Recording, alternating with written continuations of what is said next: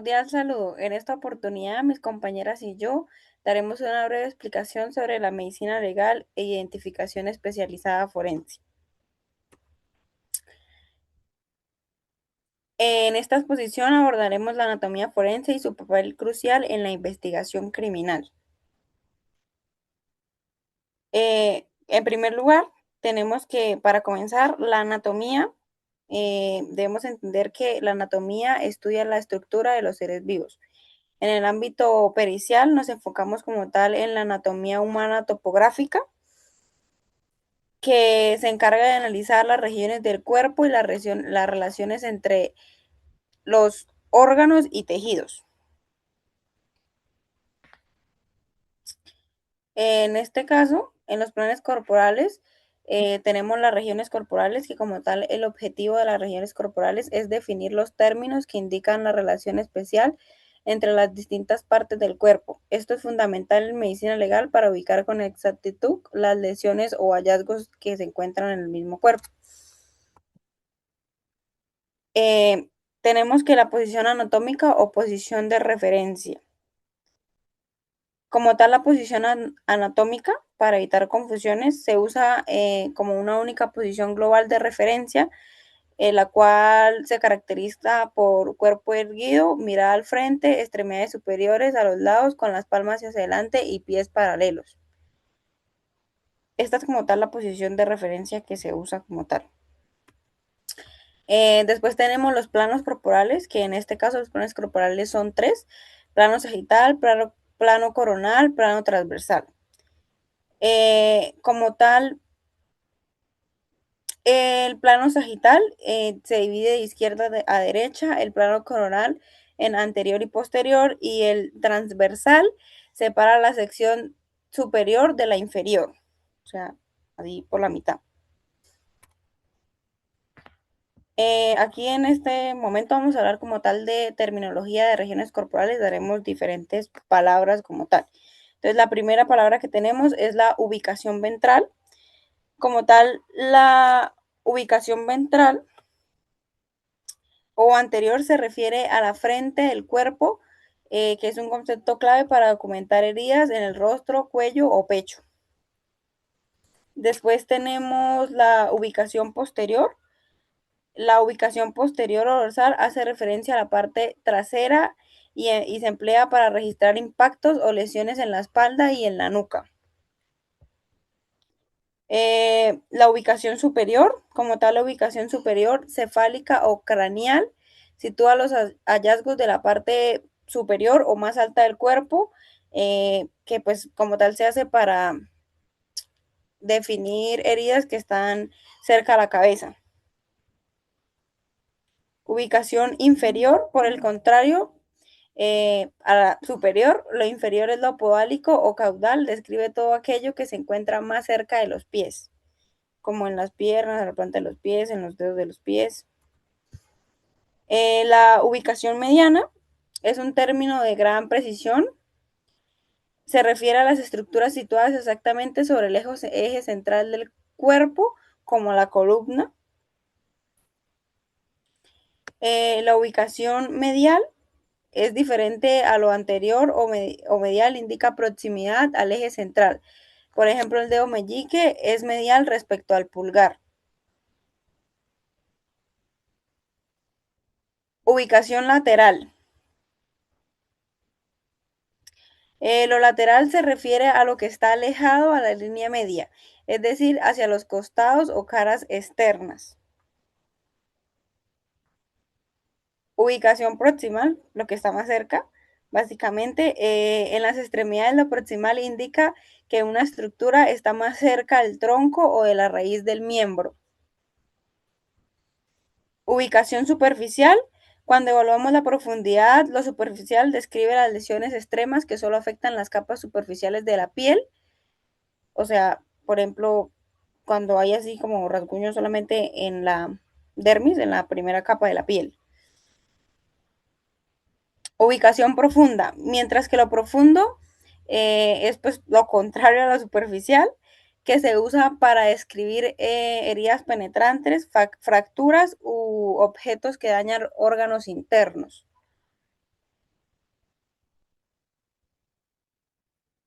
Y por último, de como tal de la terminología de regiones, tenemos la ubicación palmar. Finalmente, la región palmar o ubicación palmar es la palma de la mano en el contexto forense es vital para identificar las típicas heridas de defensa. Bueno, continuando con la exposición, sigue la terminología de movimientos corporales. En esta parte iniciamos con supinación, que es donde se analizan los movimientos. Es la rotación que deja la palma de la mano hacia adelante o hacia arriba. Pronunación.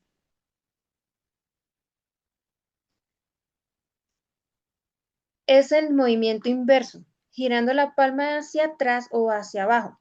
Ambos ayudan a saber si un cuerpo fue manipulado o no. Aducción.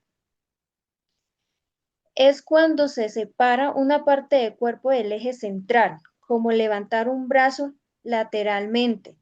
Aducción vendría siendo lo contrario, es aproximar el miembro de regreso al tronco. Es útil para describir rigidez o posiciones de recogimiento. Flexión. Disminuye el ángulo entre los huesos doblando la articulación, es la cual define la latitud del cadáver en espacios reducidos. Extensión. Es el estiramiento que aumenta dicho ángulo para recuperar la posición anatómica del cuerpo. Inversión. Este se especifica más en la zona inferior, que es en la parte de los pies, que es cuando se orienta la palma hacia adentro, siendo clave para analizar fracturas por caídas o accidentes viales. Eversión.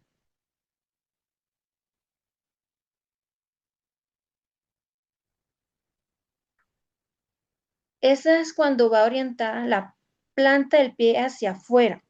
Su estudio documenta la fuerza de impactos o atropellamientos. Oposición. Movimiento de pinza del pulgar con otro dedo, lo que permite evaluar espasmos cadavéricos al sujetar objetos. Circunducción.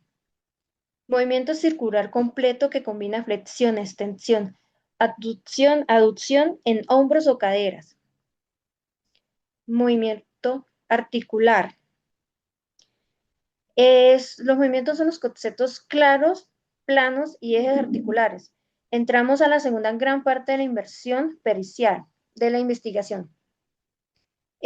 Para concluir en esta parte del bloque, el lenguaje estandarizado elimina ambigüedades y permite reconstruir la mecánica de los hechos con total validez científica al momento de evaluar un cuerpo.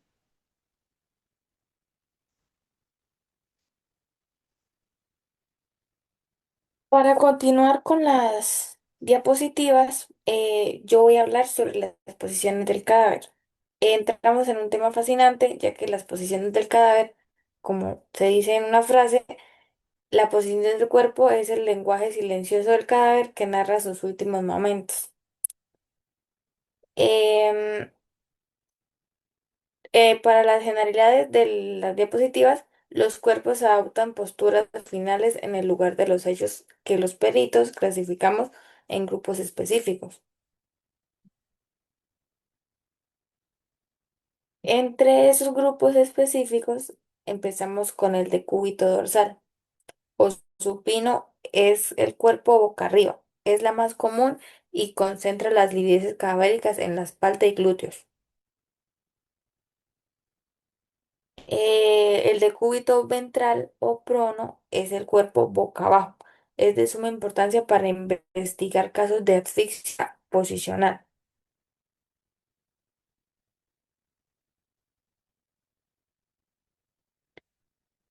El, el decúbito lateral derecho e izquierdo, eh, sea derecho o izquierdo, el peso recae sobre un costado, ya sea cualquiera de los dos. Y documentar el lado exacto nos indica si el cuerpo fue movido después de la muerte.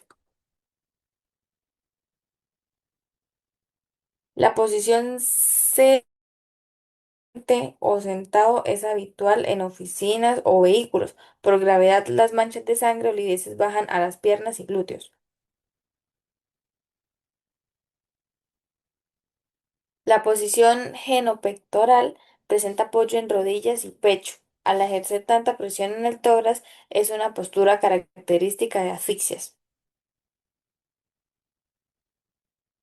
En la suspensión completa, el cuerpo cuelga por el cuello sin tocar ninguna superficie y por esta razón las lideses se acumulan abajo, adoptando forma de guante en las manos y de bota en los pies. En la suspensión incompleta, el cuerpo está suspendido, pero alguna parte, digamos como las rodillas o los pies, tocan el suelo, demostrando que no se necesita estar totalmente en el aire para morir por la asfixia.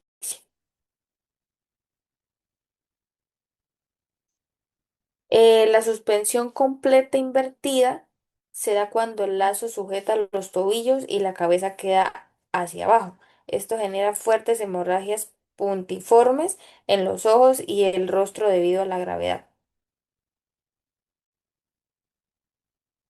La sumersión completa es el cuerpo totalmente bajo un líquido. Aquí se estudia el fenómeno de la maceración cutánea o piel de la bandera. La sumersión incompleta, digamos, ahí sería como solo las vías respiratorias, digamos la boca y la nariz, que quedan cubiertas por el líquido o el agua o con lo que se ahoguen, pues, lo cual es muy frecuente en accidentes domésticos o estados de inconsciencia.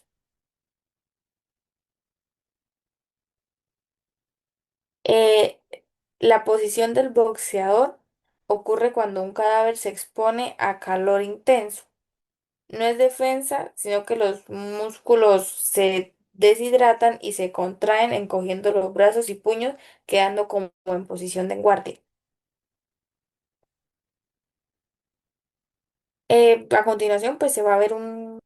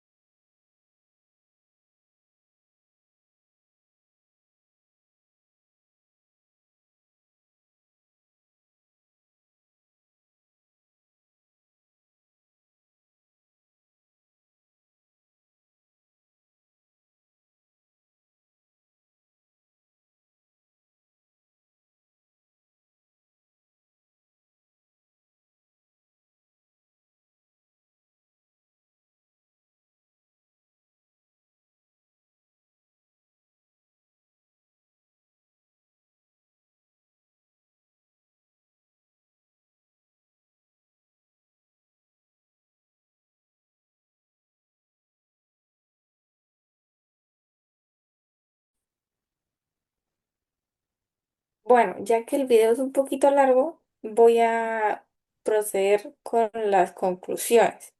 Entonces, las posiciones cadavéricas se dividen principalmente en tres grupos, como ya lo he dicho, según el entorno y la mecánica de hallazgo. Posiciones de cúbito son las más comunes en superficies planas.